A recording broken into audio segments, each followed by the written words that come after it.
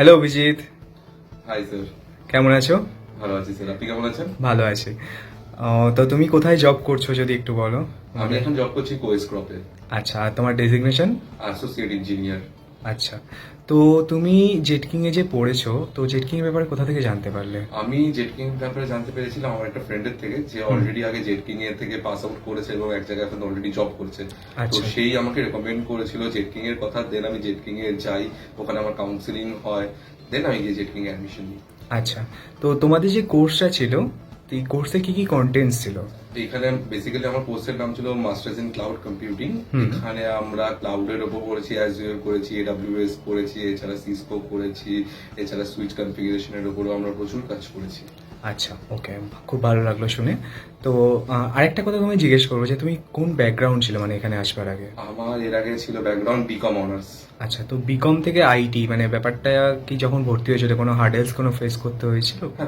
First আমি যখন গেছিলাম জেটকিং এ তখন একটু ফেস করতে হয়েছিল, তার কারণ আমি একদম পুরো মানে আমার ব্যাকগ্রাউন্ড চেঞ্জ ছিল। আমি যেহেতু কমার্স থেকে এসেছিলাম আইটিতে, তো তখন আমার ম্যাম ছিল বুলবুল ম্যাম।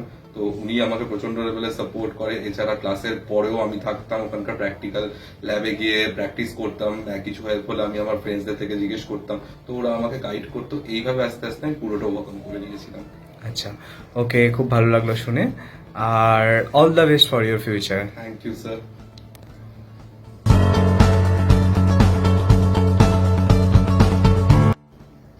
নমস্কার। নমস্কার। তো অভিষেক এখন পড়ে যে ও জব করছে জেটকিং থেকে, তো আপনার কেমন লাগছে? আমার তো প্রথমে খুবই ভয় ভয় ছিল যে কতটা পেরে হ্যাঁ, উঠবে কি উঠবে না, নতুন একটা কোর্স। কনফিডেন্স তাও আমার এসে গেছিল, আস্তে আস্তে চেষ্টা করছে। তারপরে দেখলাম তো খুব সুন্দরভাবেই ও এগিয়ে গেল।